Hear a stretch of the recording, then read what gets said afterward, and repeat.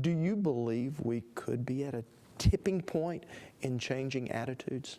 I do think we are. I think society is starting to finally realize that we can't continue like this. We can't live like this any longer. You know, one of the problems I've had and we've had, we can get these kids involved, and they get heavily involved. They're spreading this and they're fighting for it so much. One of the problems we have is getting the adults to take it serious. You know, too many times we've heard kids will be kids, boys will be boys. Bullying is a rite of childhood passage. It's something all kids got to go through. Why? Why do we have to do that? Why do they have to go through it? It's that way because we as a society are allowing it to be that way, Rob. You know, we don't take it serious. If I walk up to you on the street and I slap you beside the head, that's assault. And I can get arrested for that. But yet it happens in our hallways all day, every day. And that's kids will be kids? No. Is there a profile of a bully? No, not at all. I've been a bully. You've been a bully. Unfortunately, probably so. It happens. Everyone has exhibited bullying behavior. You know, what you say to me or call me today might roll right off my back. But yet tomorrow, it may crush me, depending on what I've been through in that day's time. Or you may say something to me, and it doesn't mean nothing, but yet you turn around and say it to Laura, and it ruins her world. Anyone can exhibit bullying behavior.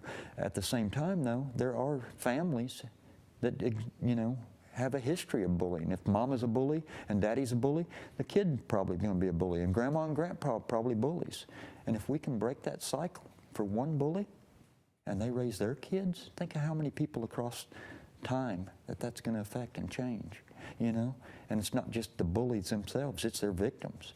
You know, kids that are being bullies a lot of times are abused or victimized at home, you know? And then they go out and they pass that pain on. Mm-hmm. You know, it's you kick me down at work and I go home and I kick my dog behavior, you know? You told me before we came out into the studio that sometimes you replay when Ty was alive, when you get upset on the roadways and how that could have affected him. I use that as an instance in a lot of the evening presentations and in-service trainings that we do for schools as an example. And these are to the adults? Yes, sir. You know, I was a construction worker, had a pretty colorful vocabulary, and I was probably one of the world's worst at road rage.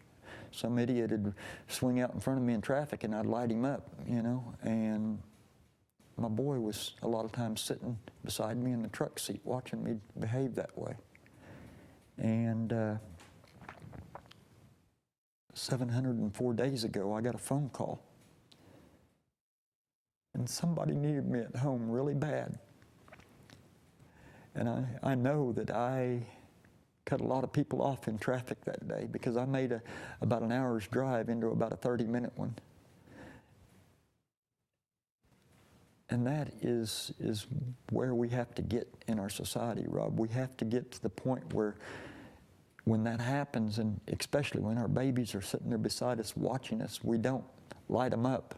Mm-hmm. We find it in our hearts, and we have to live this. We can't just act it. We have to find it in our hearts to be able to say, that poor guy must have an emergency in his life and somebody must need him somewhere really bad, and let's just hope that everything's okay for him and he gets where he's going safely. But that's what we have to learn to do, especially when we're around our kids, and to be able to do that consistently, you have to live that. Mm-hmm. You have to make that a belief. Our kids learn this by watching us. Society has caused this. You know, we've caused it. If nobody else wants to take the blame, throw it on me. I did it. Now help me fix it. We tell Ty's story every single day, 3 and 4 and 5 times a day. And we relive that day every time we tell it. And it doesn't heal, and it doesn't get better. You know, we were told after Ty died by a lot of people that time heals all wounds. No, it doesn't. And they said, he's in a better place. But Rob, our baby isn't in our arms where he belongs. Sure. And they said things like, it'll get better and it'll get easier. And that's an outright lie. You know, I don't know what you would give if you lost a child to have him back. But I know that I would give everything in this world, my own life including, if I could put my son in his mama's arms one time for 5 minutes, just once again. And suicide has become the second leading cause of death in our young people in America, ages 10 to 24 years old. It's second only to car wrecks. Suicide second to car wrecks. It's unfathomable. It is. We've got kids as young as 6 that have killed themselves because of being bullied. A little boy down in the colony in Texas was 9. He retaliated against a bully that had been picking on him all year long, Montana Lance.